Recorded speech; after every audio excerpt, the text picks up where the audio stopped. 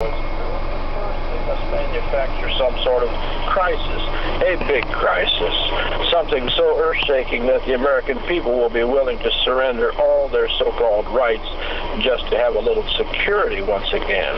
Our people are brainwashed, unable to think clearly for themselves.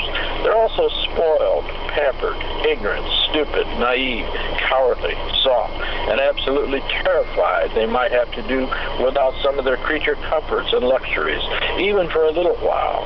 They sicken me to the core of my soul. There are times I find myself ashamed to even admit I'm a white American. All our government has to do is engineer the stoppage of regular food shipments, cable television, electricity, and water. Within 3 days, America would be on its knees, sniveling like a lost baby that needs its diaper changed. There would be nationwide panic and riots in the streets as mainly the muds, non-whites, go on looting sprees, smashing and grabbing everything they see. These cockroaches always jump at any flimsy excuse to loot.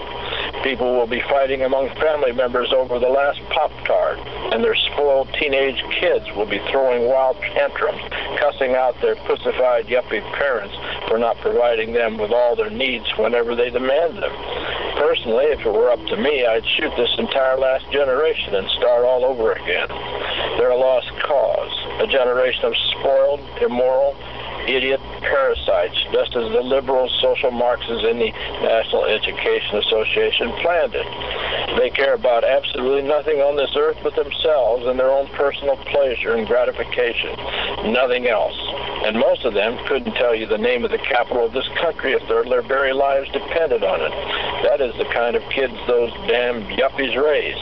They, too, should be taken out and shot for child abuse and treason, which most are truly guilty of without question. I once had a young woman ask me why those two young white boys massacred all those social Marxist yuppie kids at their high school in Columbine. She looked at me with a genuine puzzlement in her eyes, the same look I get from every brainwashed liberal. I answered her with, "Why not?" That floored her, she thought.